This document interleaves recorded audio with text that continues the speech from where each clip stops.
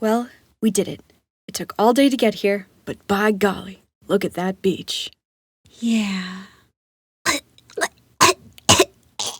Oh, God. Where's her stuff? I thought you packed it. I thought you packed it. I think family vacations often reflect our own family dynamics. It's a love-hate relationship. Look, I'm not gonna sugarcoat it. I don't believe it is possible to cram 3 or more humans into a little tiny container for hours without someone getting their seatbelt in a twist. The map reader reads the map wrong, there's not enough bathrooms left at the rest stop, and that is the only stop. The driver drives down the wrong highway and's gotta turn around a driveway. Your Game Boy goes red, and only then you forget your charger's at home. And is your sister gonna let you borrow hers? Nope, 'cause she's evil. So you lose all the progress you made in Pokemon. And thus, times like these birth such potent phrases such as, "Get your feet out of your brother's face! I can't believe I have to tell you that!" All I'm saying is, I don't know how they did it back in the old days. At least we know now there are some awesome things on the other end of this 12-hour drive. Yes, 12-hour drive. When I was about 11, we inherited a Jeep due to some unfortunate losses in the family. But we thought, all right, we'll take good care of this family car and hold on to it until Alyssa's old enough to drive it.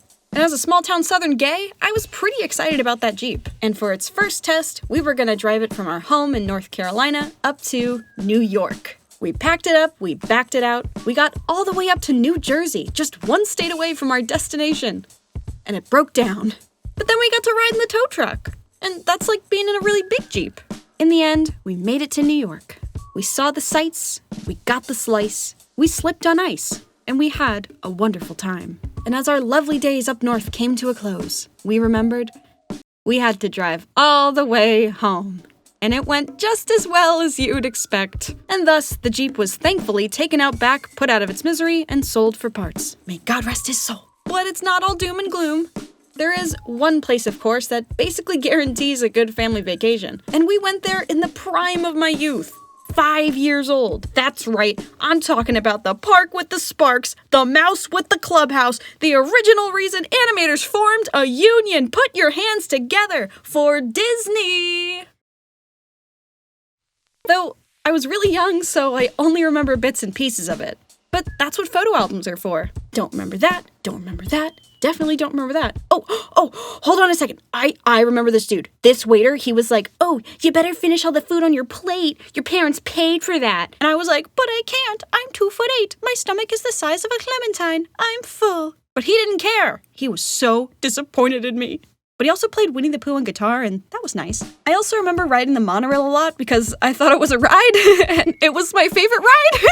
I don't know, I just really liked that I could sit there and look out the window and see all the people and all the rides, all the plants and the buildings and the lights. I don't know. I've just been literally vibing since 2002.